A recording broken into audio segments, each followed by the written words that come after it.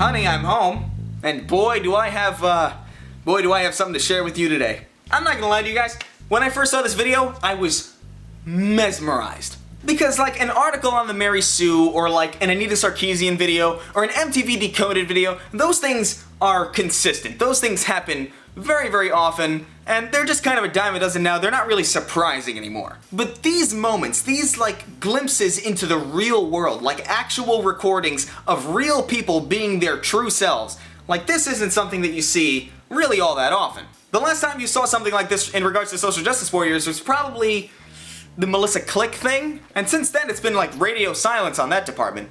Until today. So without further ado, let's jump into this gem, huh? You're saying that I can't have a hairstyle because of your culture? Why? Because it's my culture. You can't wear that black hairstyle, white boy. What do you think? You have freedom of expression or some shit?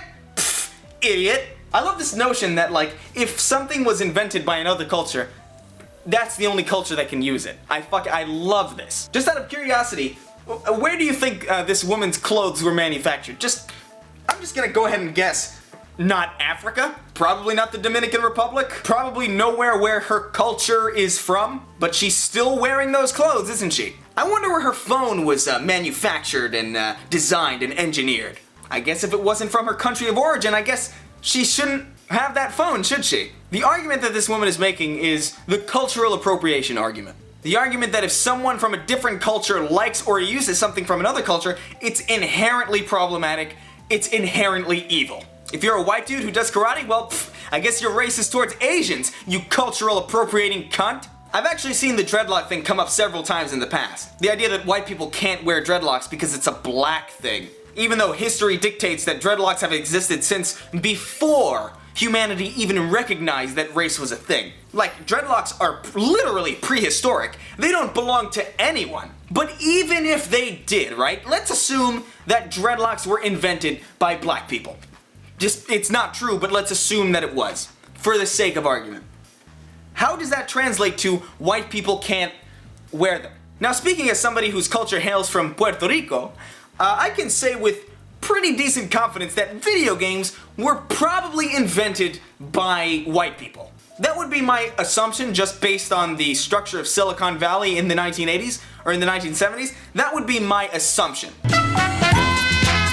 Does that then mean only white people can enjoy video games? Because it seems that if you were black or Puerto Rican or Hispanic in any way or Latino in any way or Asian in any way or Indian in any way, then it would be cultural appropriation to enjoy video games, wouldn't it? But you see, that's not the case because, you know, cultural appropriation only applies to white people. Because having standards that only apply to one race isn't racist, apparently. Anyway, let's move on with the video now that we understand the groundwork of cultural appropriation that's being argued here. You know what belongs to me. Do you know it was in Egyptian culture? Are you Egyptian? Nah, bro, you're not. Are you Egyptian? Are you Egyptian? No, but it doesn't matter. Wait, where's Egypt? Tell me. You know what, girl? Where's Egypt? Dude. Where's Egypt? Little white boy, where's Egypt? Oh, you don't know where Egypt is? Better shave your head, because your knowledge of where Egypt is clearly relevant to the conversation at hand. Now, I want you guys to be fully aware, this took place in a university, not some fictional Tumblr high school. This literally just happened at the San Francisco State University. How? Yo, you have no right to tell me what I can read. Huh? Where's Egypt? Yo, girl, stop touching me right now. You know, she is literally grabbing him and preventing him from moving forward. Like, you could argue that that is assault. Now, what are you doing physically accosting somebody because they're wearing a hairstyle that you don't like? Yo, is this fucking Nazi Germany? I'd like to point out that this is also a very female thing. And that's not to say like only women would do this, but what I'm saying is like, I feel like women have grown up in this society where they just don't expect any retaliation from men because it's viewed as societally wrong, like fundamentally incorrect for a man to put his hands on a woman. But if a woman puts her hands on a man, it's like it's no big deal. So I feel like women more often go out of their way to like accost people. Because I feel like most of them know that like most men aren't gonna do shit, because if they do, well, they're just probably gonna go to fucking jail. Now again, I'm not saying all women, I'm just saying like this is I feel like this probably has something to do with why she's so smug about putting her hands all over this guy. Like, look at her face. Like, she's smiling throughout this entire thing. until she finds out she's being recorded. Then it suddenly becomes really serious. Yo, girl, stop touching me right now. Yo, girl, stop touching me right now. Yo girl, stop touching me right now. I learned how to insult people in the 1st grade by repeating the things that they just said to me, even though there's no joke there. I'm so cool, I'm so edgy. Hashtag Black Lives Matter, folks. Off of me. She's literally, like, imagine for a moment. I want you guys to seriously imagine this situation in reverse. Imagine a black man, right? Holy shit. Imagine a black man with dreads goes after a white woman with dreads and says, "You can't wear that hairstyle, bitch," and then like grabs her, prevents her from leaving. Can you imagine how ridiculous that would look and how universally opposed everybody would be to it? Well, then again, I guess if you look in the comments, not a lot of people are on this woman's side either. So I guess it worked out all right. Hashtag equality. This is how it should be. Get off of me. You put your hands on me, you're gonna learn. You put your hands on me, you're gonna learn. You put your hands on me, you're gonna learn. She's literally the one grabbing him. I am amazed. Oh my god. Oh god. Ground control to Major Tom. I have left the earth. Like, you know, make some shit hands on because me. of what the hair I have? That's no reason, yo. I don't need your disrespect. I don't need your disrespect. Why are you filming this? Just for everyone's safety. And of course she takes a page out of the Melissa Click Bible and attacks the cameraman because that makes you look real good.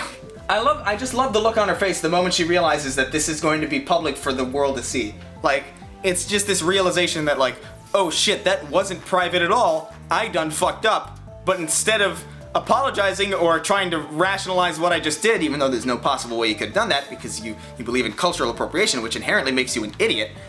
Instead, I'm going to go after the cameraman and make myself look even worse than I already did. Like, that at the end really cements the whole social justice warrior ideology. I'm gonna be a total cunt. I'm gonna tell you that you can't exercise your most basic human rights of freedom of expression and freedom of speech. I'm gonna make sure you can't do that. But also, no one's allowed to record me doing this to other people because, well, that's not fair. This is a safe space.